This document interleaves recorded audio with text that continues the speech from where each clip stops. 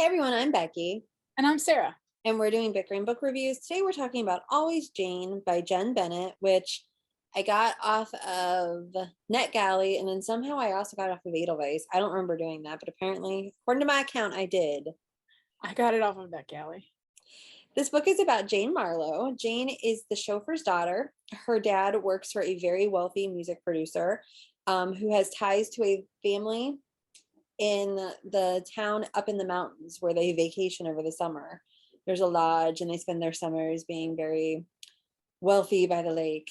And there's a family there that has this huge music festival. And so her father's employer partners with this family to have this music festival. Well, Jane has always had a crush on the older brother in this festival named Eddie, who's kind of flighty and like not really like grounded. And Eddie has a younger brother named Finn, who Jane has kind of interacted with and has never really noticed. So there is a summer that they're out hanging out by the lake. There's like this giant dam where people go to party. Something happens. Jane ends up in the water. She almost dies. Finn pulls her out. Book jumps ahead about 18 months, 2 years. Jane has a brain trauma, so she has a problem remembering words and has some dysplasia. And Eddie has reached out to her and they're kind of in a little relationship, and he gets sent away by his father to go work on a project in Thailand.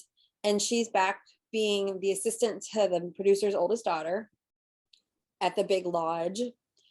And she starts interacting with Finn, and there's like a little bit of a connection there that kind of grows into something more. And she really learns about herself, and she kind of realizes where her feelings are, and she learns about what actually happened the night she had her accident. So as you're describing the plot, I'm kind of like, my brain is almost like checking out because it's like it's kind of boring. What you're describing is kind of boring, right?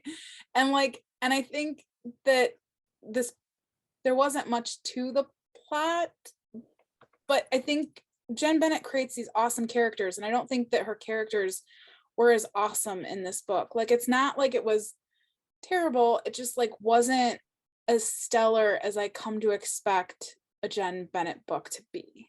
So I had two things with this book. First of all, it's trying to be the movie Sabrina, which is one of my absolute favorite movies of all time. And it didn't work for me. And one of the reasons it didn't work for me is obviously like Eddie is supposed to be David. And in the movie, no matter what, the first movie, the original movie is better, but if you watch the remake, same thing.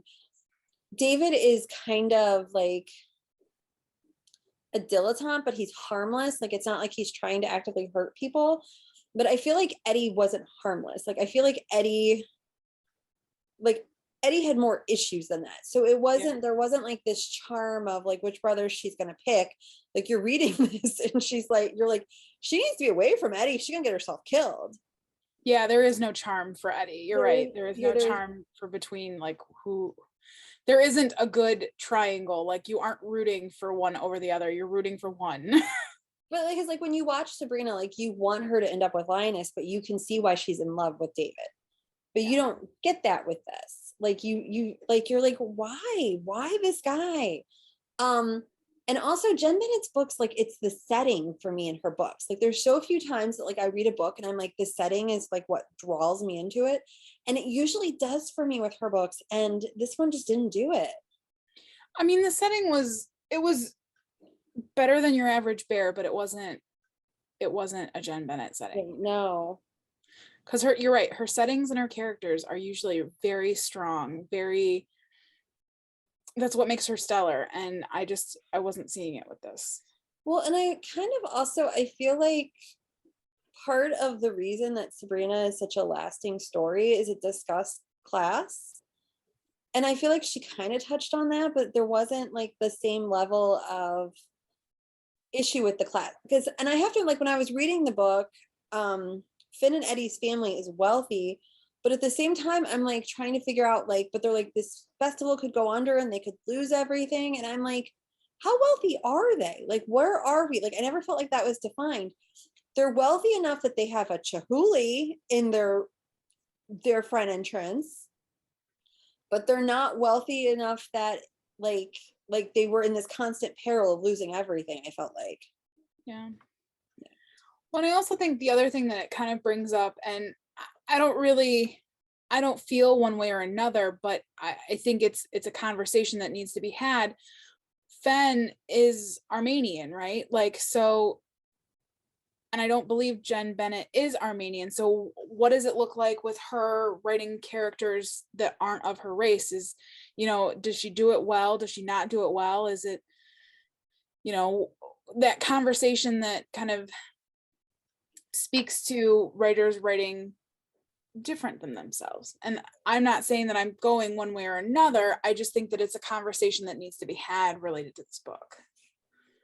And I don't know. Like I said, like, I don't know, and I feel like, I guess to me, like the core of the book should be Finn and Jane with a little of Eddie. And I never even like Finn and Jane, like there were parts them being together were good, but I never It was really intense, really fast. Like there right. was no build. It like was super like kind of creepy intense. Like Fen was pretty like creepy intense. And I don't know. Like I said, I don't know. Part of me when I read it and like I enjoyed it. It was good. Like her not great book is better than a lot of people's good books. I agree. But like reflecting upon it, I'm definitely not, I'm not in a great place with it. And I will admit, reading it, I'm like, I would rather be reading the sequel to Lady Rogue that's never going to happen. Oh, I want a sequel to that. I do. And I'm curious. I'm like, because also I was like, was part of my problem because I loved the movie so much. And to me, I don't know, because I've never seen it, so you should watch it. It's amazing. I know. I will now. I guess we I've should. never seen it, so It's Audrey Hepburn, Humphrey Bogart. It's good. yeah. We should just rate it. Okay. Unless you have anything. So our rating system starts at the top with 5 unicorns, but on 2 unicorns. If we don't like it, it's a horse. I'm giving it 3 unicorns because it was a solid romance book. It neither hurt nor helped. I don't know. No, it was like it neither was great nor was it not great. It was just okay. It was like middle of the road. So 3 for me. Me too. I'm like I said, even her not great book is still better than a lot of people's really good books, but it wasn't everything I wanted it to be. It could have been more. That is where we are on Always Jane, and we'll see you around. All right, see ya. Bye. Bye.